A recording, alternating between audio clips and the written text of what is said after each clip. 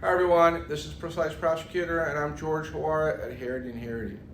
Do you know how the production system works for examiners at the USPTO? Well, I think it's crucial for patent prosecutors to understand how the examinators are motivated at the USPTO to do their job.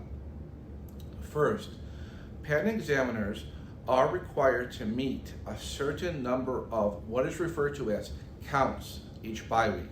In other words, their performance is not measured on the amount of hours they work in each bi-week, but at least in part on whether they meet their quota of counts each bi-week. And the number of counts that they are required to meet is based on the number of examining hours in that bi-week, the examiner's seniority at the PTO, and the art unit's technology that the examiner is in.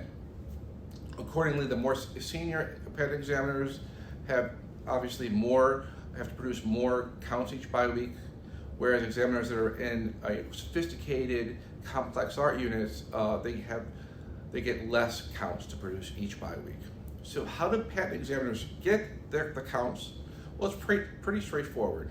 For a first office action on the merit, the examiner gets 1.25 counts. For a final office action, the examiner gets 0.5 counts. And when the application is abandoned or an RC is filed, the examiner gets another 0.5 counts. And then after an RCE is filed, whatever office action is issued thereafter, which is typically a non-final, the examiner gets 1 count and 0.5 counts again for a final office action, an RCE, or an abandonment. Remember, the number of counts does not depend on the number of hours spent on the office action. So in other words, the examiner does not receive credit for the amount of hours they may be spending on achieving their bi-weekly count. So it is important to note that the examiner gets a limited amount of time to examine your patent application based on their seniority in the application's technology field. And most importantly, it's important to note that examiners get significantly less time for issuing a final office action.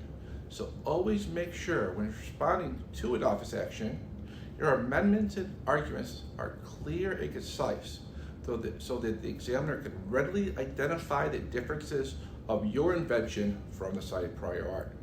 Well, I hope you now better understand the production system at the USPTO.